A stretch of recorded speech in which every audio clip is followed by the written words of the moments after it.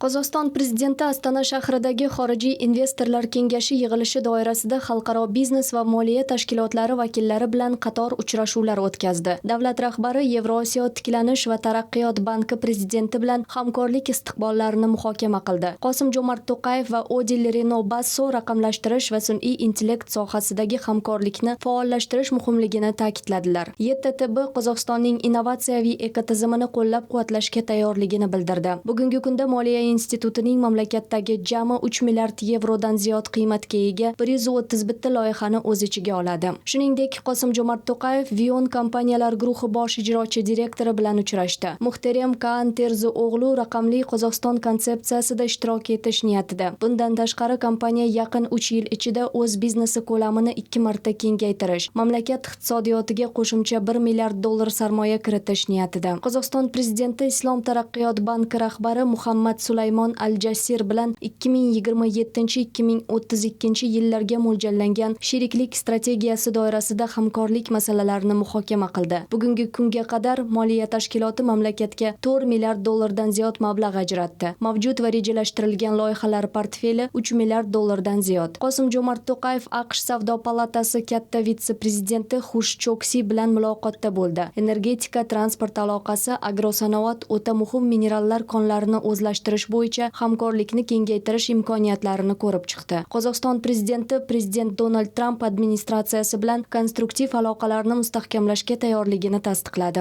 Davlat rahbari Cameco Corporation ijrochi direktori Tim Gitzel bilan atom sanoatida qo'shma loyihalar amalga oshirish masalasini muhokama qildi. Qosim-Jo'mart To'qayev mamlakatda to'liq yadro yonilg'isi siklini shakllantirish ustuvor yo'nalish ekanini ta'kidladi. Prezidentga ko'ra, Qozog'iston sanoatni modernizatsiya qilishni davom ettiradi. Yuqori qo'shimcha qiymatga ega ishlab chiqarishlarni rivojlantirish niyatida. Qozog'iston prezidenti AD Ports Group kompaniyasi boshqaruvchisi va bosh ijrochi direktori Muhammad Al-Shamsiyni qabul qildi. O'rta yo'lakni rivojlantirish doirasida Kaspiy mintaqasining tranzit transport salohiyatini kengaytirish masalalari muhokama qilindi. Yuk tashishda qo'shma korxonalar faoliyati, port infratuzilmasini modernizatsiya qilish, don va yuk terminallarini qurish masalalari ko'rildi. Aqto'be viloyatida ichimliklar zavodi qurilishi boshlandi. 30 yil ichida mamlakat iqtisodiyotiga 1 milliard dollardan ziyod sarmoya kiritgan Anadolu Group kompaniyasi Qozog'istonda 6-korxonasini bunyod etyapti. Davlat rahbari Qosim-Jo'mart To'qayevga holding raisi Kamil Sulaymon Yoziji shunday ma'lumot berdi. Tomonlar iqtisodiyotning boshqa tarmoqlarida ham qo'shma loyihalar yaratish masalasini muhokama qildi.